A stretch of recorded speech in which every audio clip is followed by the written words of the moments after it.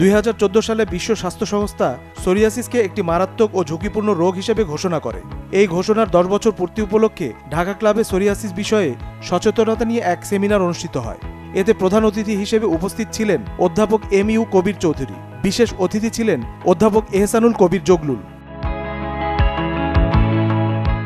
এই রোগটার জন্য সবচেয়ে বড় প্রয়োজন এই সোরিয়াসিস ক্লাবের মধ্যে যেটা আমরা করি সেটার মানুষকে সচেতন করতে হবে যে এই রোগটা নন কমিউনিকেবল ডিজিজ, এটা কোনো ছোঁয়াচে রোগ নয়, এটা একজনের কাছে ছড়াবে না। অনেকে প্রশ্ন করে বংশগত কিনা, বংশগত এটা অত্যন্ত কম, এটা নগণ্য, তবে না কোনো ধর্তব্য জিনিস নয়। তাই আমরা সবাইকে বুঝাবো যে এই রোগটা মানুষের জন্য কোনো খারাপ কিছু না।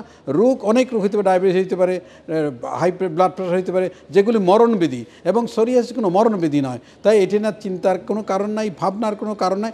এটা 100% কন্ট্রোলেবল ডিজিজ যদি ঠিক মতো সময় মতো চিকিৎসা করে, আর রোগী যদি নিয়মিত সময় মতো চিকিৎসা করেন, ওষুধ খান, তাইলে কিন্তু এই রোগ কন্ট্রোল করা কোনো সমস্যা নয়। যেমন ডায়াবেটিস আজীবন ওষুধ খেতে হয়, হাইপার টেনশনের ক্ষেত্রে সোরিয়াসিস আজীবন ওষুধ খেতে হয় না। আমাদের অনেক রোগী আছে 30 বছর 40 বছর একবার ভালো হওয়ার পর হয় নাই।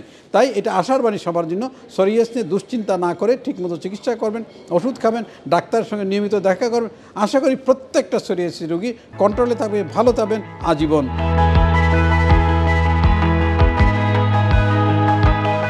বাংলাদেশে সোরিয়াসিস বিষয়ে সচেতনতা তৈরিতে 2017 সাল থেকে কাজ করে যাচ্ছে সোরিয়াসিস অ্যাওয়ারনেস ক্লাব। রোগীর সঠিক ও সুলভ মূল্যে চিকিৎসা সেবা নিশ্চিত করা এবং সচেতনতা বৃদ্ধির জন্য ক্লাবটি কাজ করে যাচ্ছে।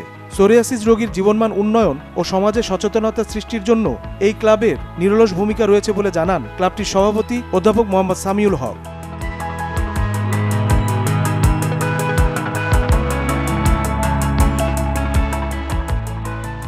একটা পরিসংখ্যানে দেখা গেছে যে রোগীর সোরিয়াসিস আছে তার 3 গুণ প্রবণতা থাকে মোটা হয়ে যাওয়ার।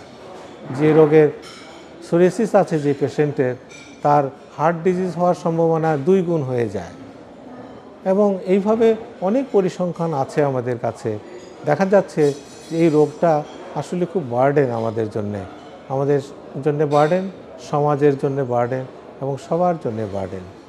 এই পরিপ্রেক্ষিতেই আমরা সোরিয়াসিস অ্যাওয়ারনেস ক্লাব তৈরি করি 2017 সালে, এবং তখন থেকে আমাদের যাত্রা শুরু এই সমস্ত রোগীদের নিয়ে।